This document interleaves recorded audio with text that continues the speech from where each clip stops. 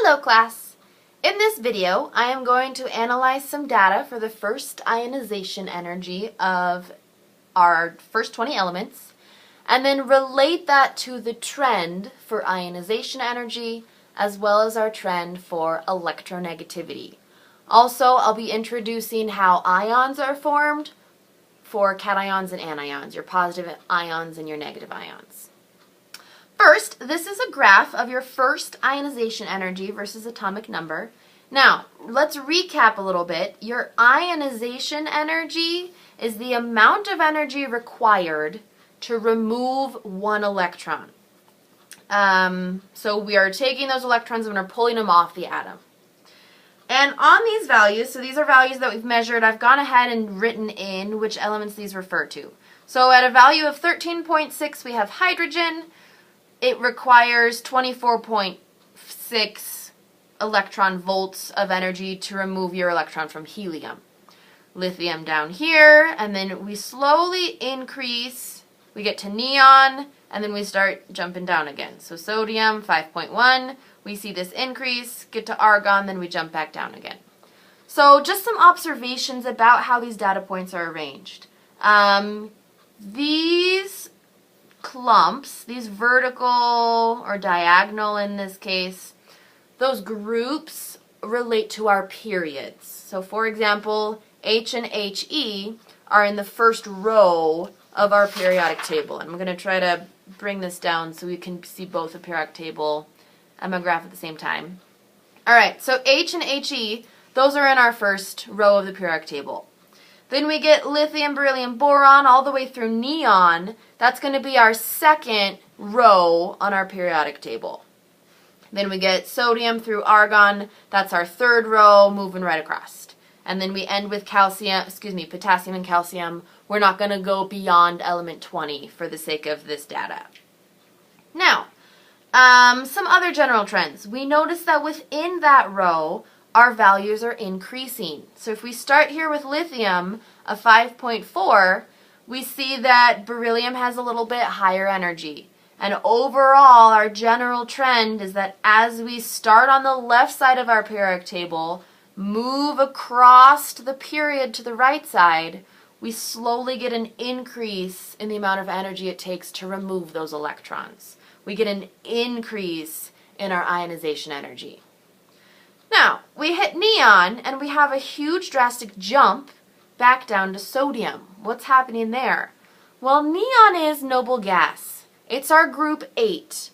We'll find out in a moment that these are very stable. Sodium, however, not very stable. It's got an electron in that outer shell, that outer energy level. And that's why we jump down, because we are jumping to a different period. So we're going to end our row on neon, and then we're going to start a new row with sodium, so that's why we're jumping down here. Now, let's give a little more context for why this data looks the way it does. First, we need to talk about what stability is. So in order to be stable, in order to be stable, an atom has to have a completely full outer energy level. Let me try to reword that. So atoms are stable when the outer energy level is completely full.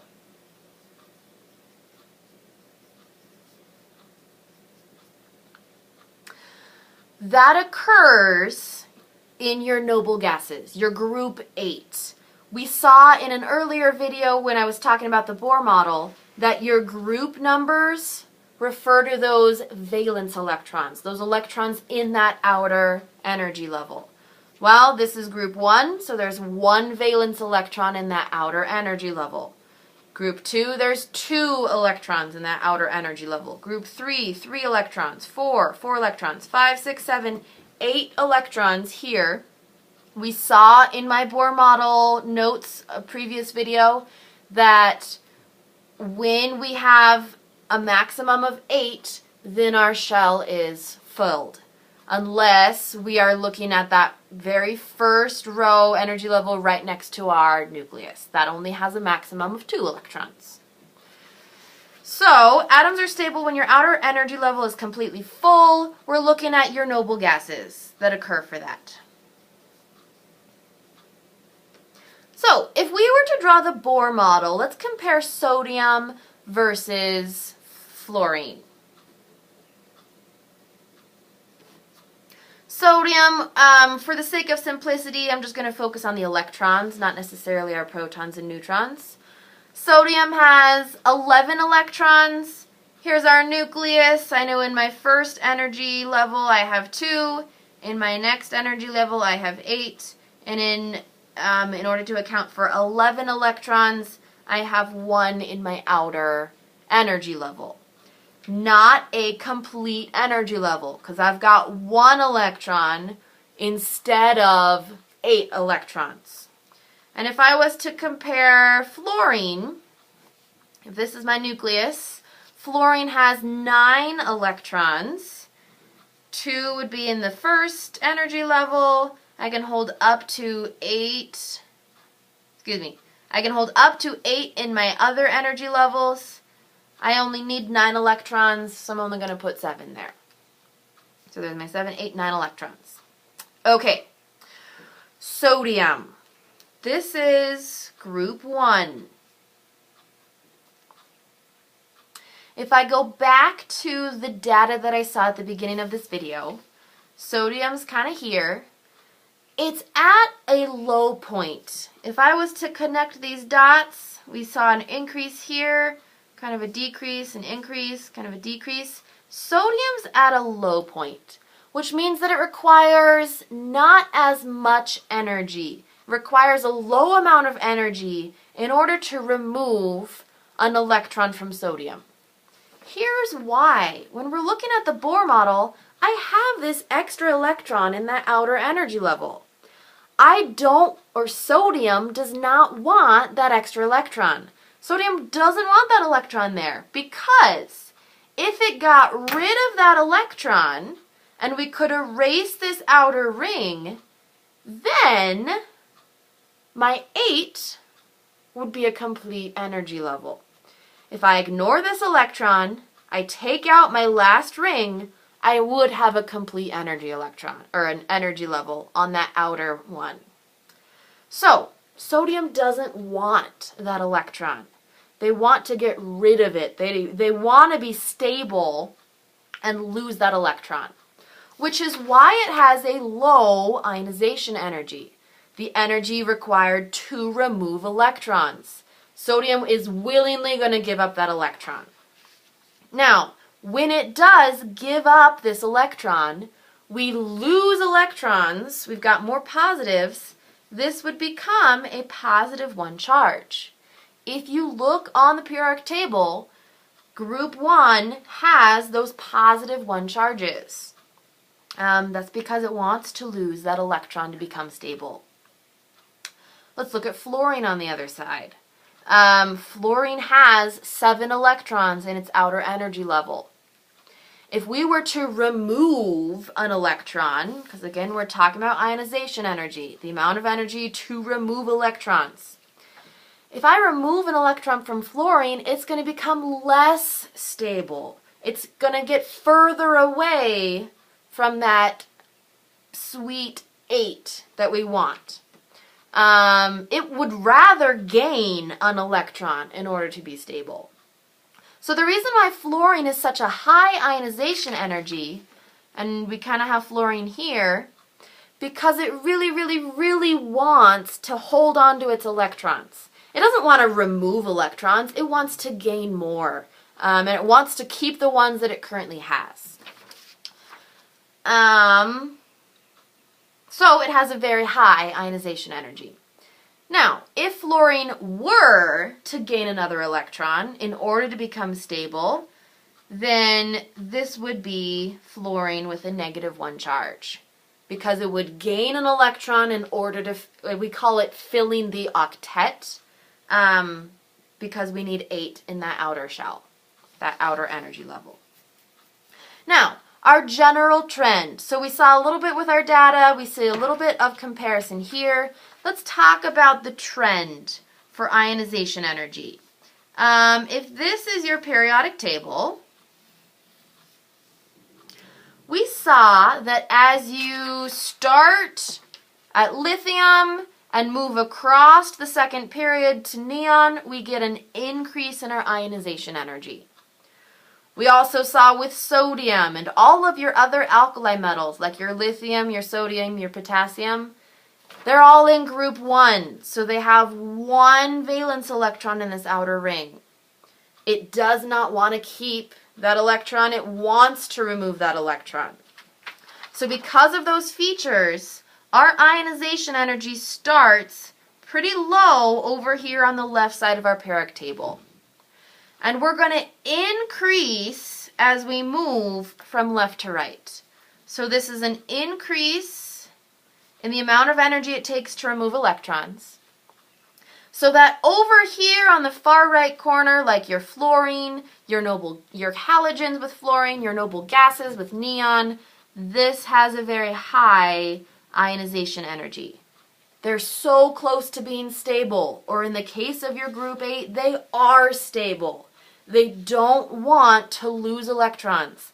You don't want, it will require a huge amount of energy in order to remove electrons. We also see, so if we go back to this data, our lithium is a 5.4, sodium is a 5.1, potassium is a 4.3. We start to see these numbers decreasing. We also start to see these peaks, so these high values, they start decreasing. So your highest, so as we think of our vertical direction, we're going to be very low ionization energy at the bottom of the periodic table, and we're going to increase in ionization energy as we move up.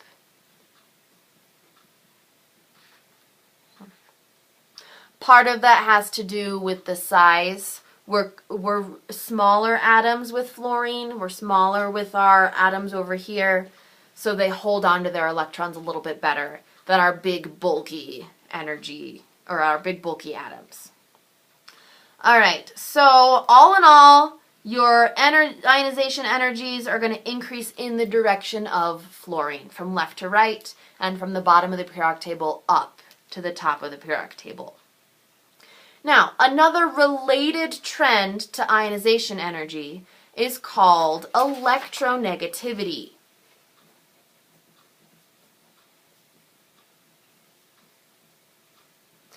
Electronegativity. This is an atom's ability to attract electrons.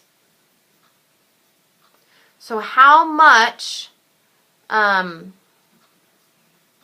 on, I can't talk and write at the same time. Okay, so how much does our atom want more electrons?